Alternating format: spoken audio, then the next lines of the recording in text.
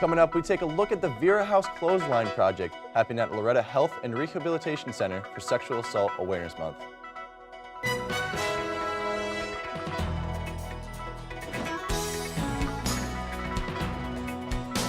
Now, from the EMC studio at Onondaga Community College, this is OnTV Update. Good morning and welcome to OnTV Update. Today is Friday, April 19th. I'm Greg Vogel. And I'm Ezra Bale. We'll get to our Vera House story in a minute, but first, Attorney General William Barr held a press conference yesterday leading to the release of the redacted Mueller report. The report follows the more than 2-year investigation by special counsel Robert Mueller.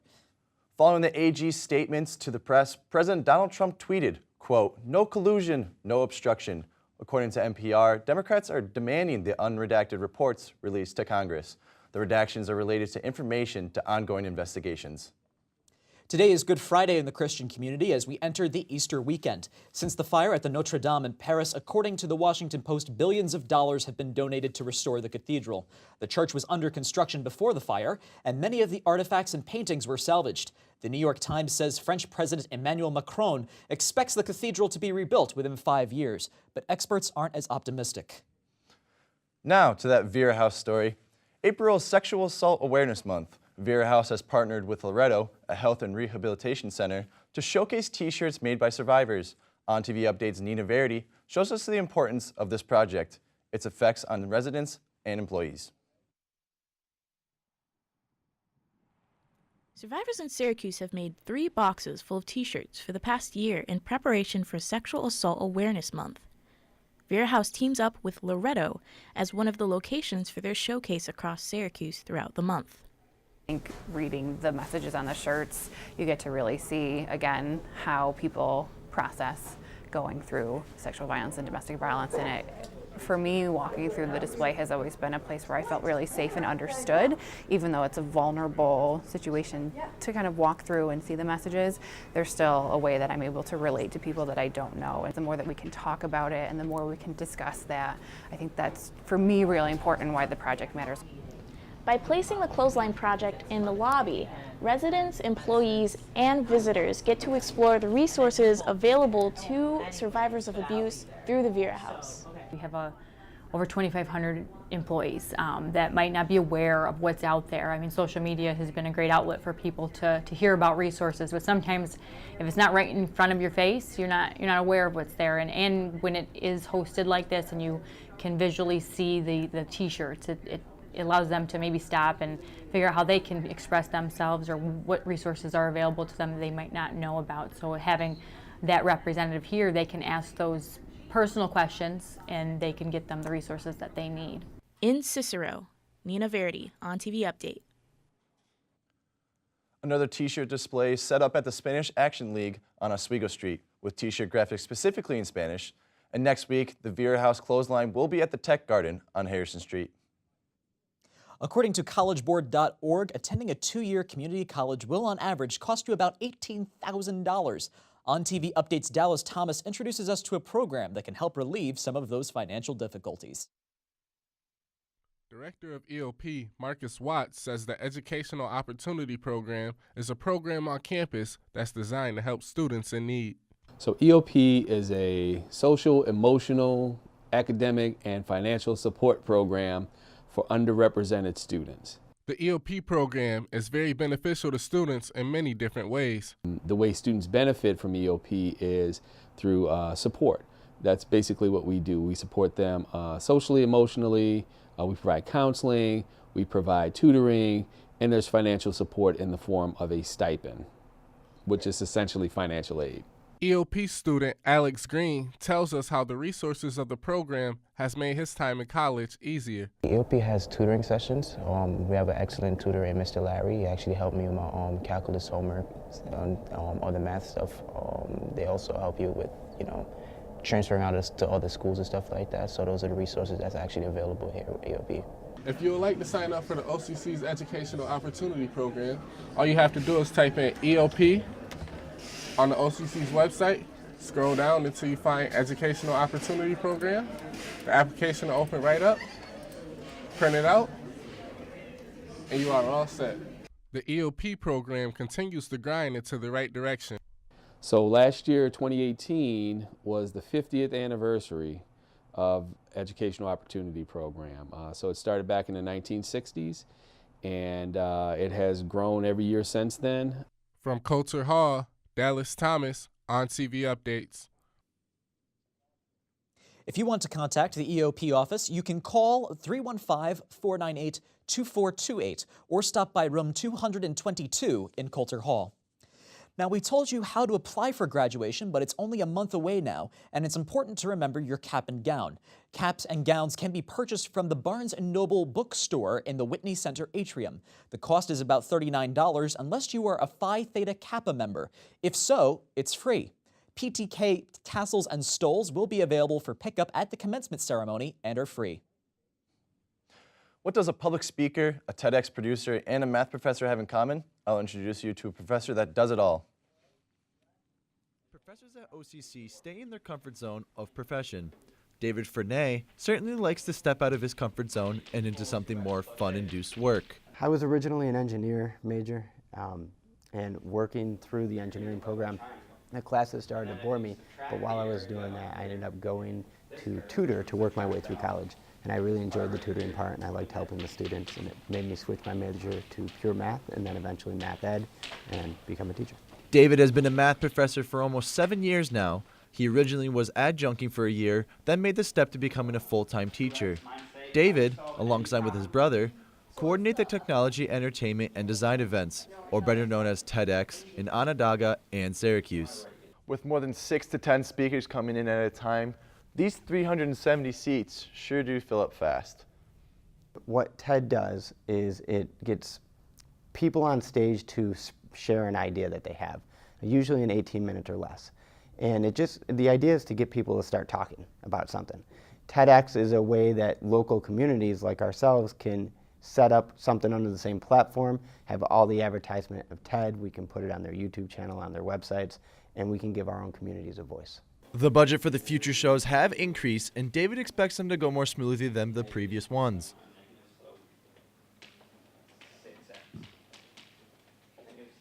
If you're interested in going to a TEDx event, the next one will be on April 26th at OCC in the Storer Auditorium.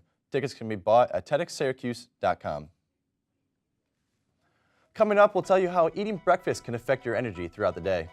But first, is the weather raining in trouble for OCC sports? Find out after the break. Don't go away. You're watching Ontv Update.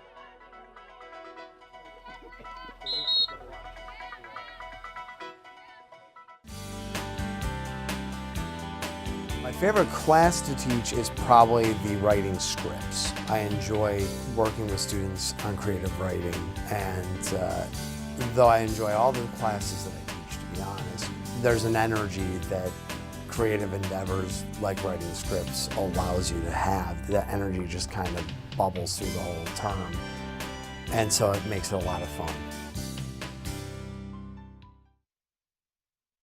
Kappa is the honor society for two-year colleges. Well, I was first appointed by the president to be the Phi Theta Kappa advisor, and I think that I've stuck with it so long because I see that it really does make a difference in students' lives.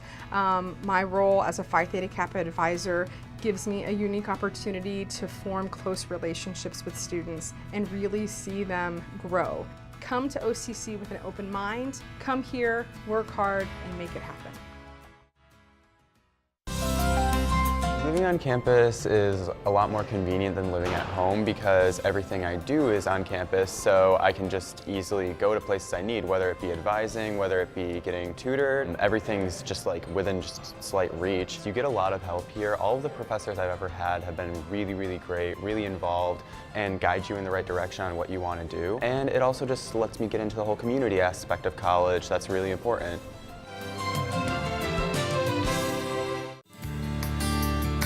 Passion for cooking, and sharpen your culinary talents with a degree in hospitality management from Onondaga Community College. You'll take courses in our new state-of-the-art kitchen that prepare you to be creative and enhance your culinary skills while learning how to take charge of a professional kitchen. Apply now at sunyocc.edu to start your career in hospitality. I knew I wanted to go to a community college just because it saves money. It's not like a high school classroom. Favorite part of my classes would be the hands-on experiences. You can go into a lab and watch it happen. It's not just ink blots on a page. It's in motion. The faculty is great. They really care about the students. The majority of my professors, they're very patient, fairly understanding. I would highly recommend OCC. I would say go for it.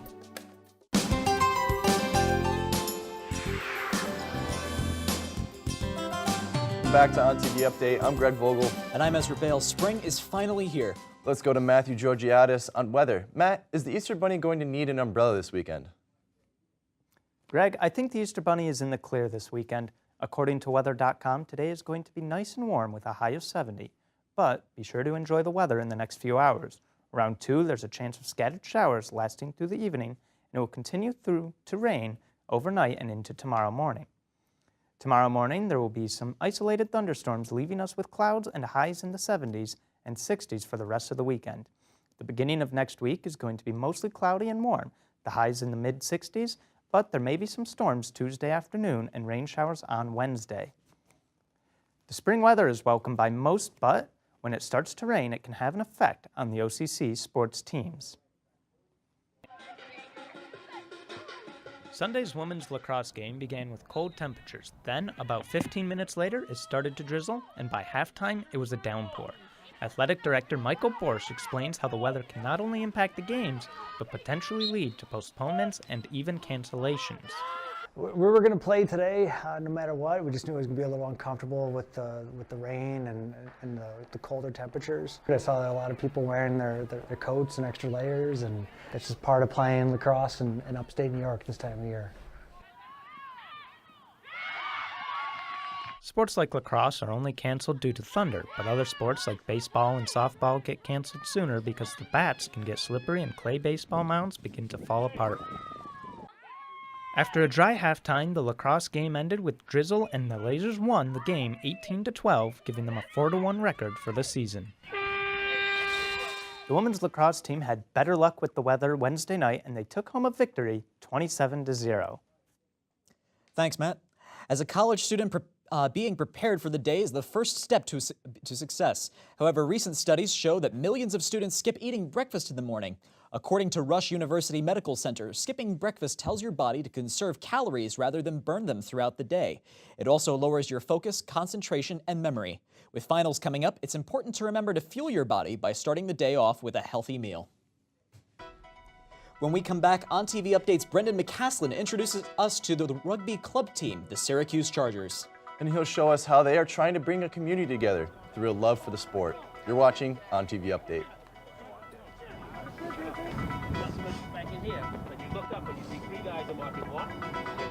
Because we're a two-year school, you're going to play right away. As a freshman, you're going to get pretty good parts, and as a sophomore, you're going to have all the best stuff. We have a lot of non-majors involved, and they can play in ensembles, they can take lessons, they can take music classes. They really could do all the music major things. There are no barriers to that. We have great equipment, we have great facilities. It's a lot of fun to be here. There's a lot of energy, and we do a lot of performing, which makes everybody kind of energetic and working towards those goals together, and it makes it a lot of fun. I really enjoy the potential to work closely with students. Oftentimes, we're fortunate enough to have small classes. Typically, we do a lot of class discussions, we do a lot of exercises that deal with student writing. I try to get the students to interact with each other. I think there's a pretty good balance between students working on their writing and sharing thoughts about writing. Yeah, I think OCC is a strong consideration for any student. We offer a variety of experiences, and the idea is that you're still learning to play your instrument, but you're learning to express it in different formats. We have a lot of opportunities for students to play and learn about different ways to use their instrument to make music. We have a variety of concerts and events. We bring in alumni, but also our students perform, and they get to have those experiences. And it really is a chance to shine quickly. What I like about the dorms is how social it is and the community that's built around it and how we all come together to share thoughts and ideas. Even when you think you're alone, you're not really alone because you're always going to live with somebody and they're always going to want to speak to you. And there's always a person waiting to make a new friend. I met my friends through some common hobbies we all share, like playing video games, so I met a lot of cool people that way and I enjoy the company of my friends. It's a smallish community, small campus. It's nice to be able to walk everywhere. The college has tons of opportunities for help and assistance in your classes. It's great. My OAR advisor, Office of Accessibility Resources, the people there are always there to help you. They always ask, you know, how my day was so far and all that. They're really nice and helpful there. If you talk to them, they will do something for you if they can.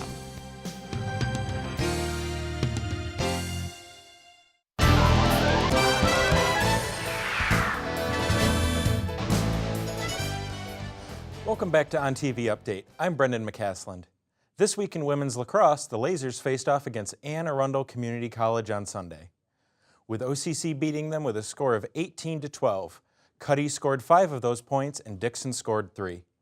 The Lasers scored an impressive 27 points on Wednesday against Erie Community College. Erie Community College wasn't able to score any points against OCC. The women's lacrosse team will be facing Monroe Community College on Saturday, April 27th, here at OCC at 11:30 a.m.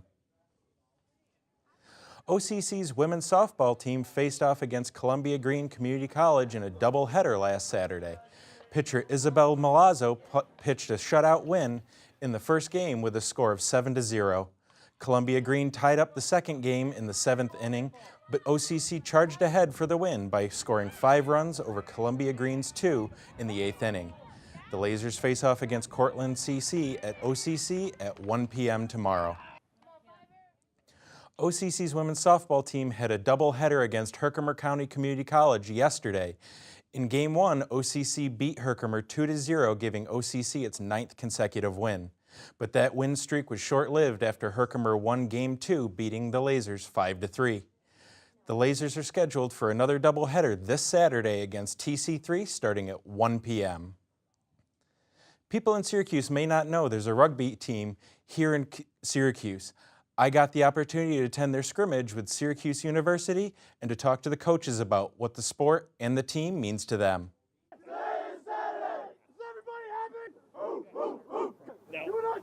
The Chargers were actually formed in 1989, I believe, when the two clubs in Syracuse, the Harlequins and the Rogues, decided to merge and form one club. We don't have tryouts, we take everyone, and we do our best to make sure that everyone gets minutes, whether it's with the starting A side or whether it's a B side game or whether it's a scrimmage like we had here today with some of the colleges. We try and make sure that everyone gets playing time, and we certainly don't turn anyone away. Biggest thing I've taken from rugby, and I've been on several clubs, different levels, is it's the brotherhood you form. I mean, we're basically a family. This wasn't even technically a Chargers game today, but you can see we got almost a dozen Chargers playing on the sidelines, young, old. People bring their wives, people bring their kids. You just become a tight-knit family. Yeah, anybody that wants to play can play. I'm not a big guy, and I played for a lot of years. We have small guys on the team. It's not a big man's sport. It's an intelligent man's sport. It's not a big man's sport. It's very physical. So you have to be physical, but you don't have to be big to be physical. It's very much a mental thing to be physical. It's the companionship, the friendship that you build over the years. You know, I've been around rugby since I was 11, so what's that? That's 53 years. So that's a lot of years. And still in touch with people that I played with all those years ago.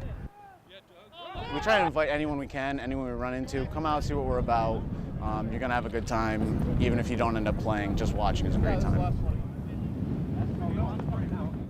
The Chargers practice at O'Connor Park on Velasco Road on Tuesdays and Thursdays at 5:30 p.m. The team will be involved with the Ruck Cancer Charity Benefit Tens Tournament at O'Connor Park on May 5th. If you'd like to know more about the team and its players, you can visit syracuserugby.com. You know, I have to say that was my first experience at rugby, and that is an exciting game. Well, you know, when I was in second grade, I was living in South Africa at the time, and I actually played rugby for a bit there, and it's an experience you won't forget. Really? Yeah, no, we played it in our gym class. There was a summer camp that I went to as well that was run by one of the local professional teams. It was a good time. Now, I got to ask you, though, the real question is, were you any good at it? My coaches thought so, but, you know, I didn't really enjoy it as much as they would have liked me to, but, you know, here we are. So, Brendan, thank you very much for our sports update this week. So, after the break, Syracuse has one of the highest poverty rates in the nation. We'll tell you how it's affecting students and what OCC is doing to break the cycle. Stay tuned. You're watching Ontv Update.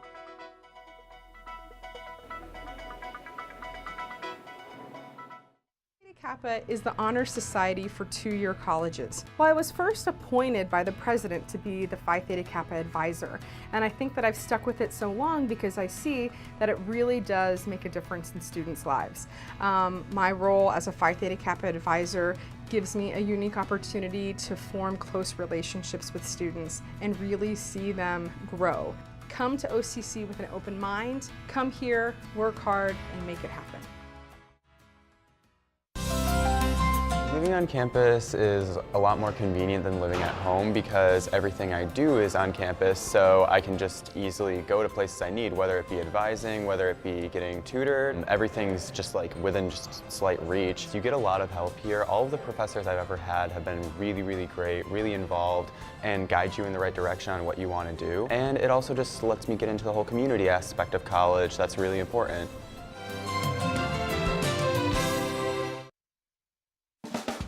Everybody like on the edge of their seats yelling. People want to see you do good. People actually coming out to watch me play. So it definitely give me an incentive to play hard, get some buckets. I guess it's one of the top JUCOs in the country. This is a good program to get your name out there. I like to go by like the sky is the limit. Like you can do anything you put your mind to. Like I didn't really know I was gonna break a record. I just kind of figured like if I was to put all in the work in, you could do anything that you put your mind to. If you're gonna work hard or something, just give it your all. Because we're a two-year school, you're going to play right away. As a freshman, you're going to get pretty good parts, and as a sophomore, you're going to have all the best stuff. We have a lot of non-majors involved, and they can play in ensembles, they can take lessons, they can take music classes. They really could do all the music major things. There are no barriers to that. We have great equipment, we have great facilities. It's a lot of fun to be here. There's a lot of energy, and we do a lot of performing, which makes everybody kind of energetic and working towards those goals together, and it makes it a lot of fun. I really enjoy the potential to work closely with students. Oftentimes we're fortunate enough to have small classes. Typically we do a lot of class discussions, we do a lot of exercises that deal with student writing. I try to get the students to interact with each other. I think there's a pretty good balance between students working on their writing and sharing thoughts about writing. Yeah, I think OCC is a strong consideration for any student. This is Ontv Update. Welcome back to Ontv Update. I'm Greg Vogel. And I'm Ezra Bale. According to the Census Bureau, Syracuse's poverty rate is the 13th highest in the country. While the Excelsior Scholarship offers struggling families reduced tuition, it doesn't provide additional support for necessities like transportation, housing, and childcare. Let's take a look at how OCC is working to solve the problem while promoting student success. OCC's Community Care Hub provides students with the bare necessities when they can't get them on their own. Rashawn Sullivan works at the Care Hub and is no stranger to its services or why they're needed. People need to know that you care, even like in the academic arena like college. People need to know you care, especially the students, because a lot of people come down here for services because they need. Sullivan explains that impoverished college students without support are less likely to succeed. The numbers show he's right. According to the OCC Foundation, 65% of students drop a class because they can't afford the textbook, leading to delayed graduation and dropping out. Foundation Director Lisa Moore explains how the college is working to fight the issue. Unfortunately, we have a fairly high percentage of students who are coming here to advance themselves out of poverty, but poverty has a long reach, and we try to mitigate some of the effects of that. The Foundation's Believe in Better campaign is funding programs like the Community Care Hub so they can buy food for the pantry and bus passes for students struggling with commuting. But there's other ways the community can pitch in. Students can also donate their clothing items to the Community Care Hub, which are stored here in the pantry. While emphasizing the Care Hub's importance, Sullivan says there's another service they provide that is as much of a necessity as food and shelter. This place is like a safe haven. Like you could actually come down here and find peace because of just the caring that is associated with it. Food, shelter, and peace of mind. 3 necessities that the Care Hub will continue to provide thanks to the community's efforts and the work of the OCC Foundation. The Community Care Hub is open weekdays from 8:30 to 4:30, welcomes all students, and is always accepting donations. You can call them at 315-498-2801 with questions about their services or about how you can help contribute to their cause. Matthew Georgiadis is back now with the weekend weather forecast. Matt, how's it look? Well, if you're planning on going anywhere this weekend, you may want to hold off until Saturday afternoon, after the rain passes. Watch out later today for rain that will continue through Saturday morning with possible thunderstorms. After the storm, the high will be 75 and it will get cooler throughout the day. We'll have a high of 65 on Easter Sunday. Thanks, Matt. Well, that's going to complete our show for today. Join us next Friday at 11 and 2:30. For everyone here on OnTV Update, thank you for watching and have a happy Easter. Yeah, that was, you know, that was...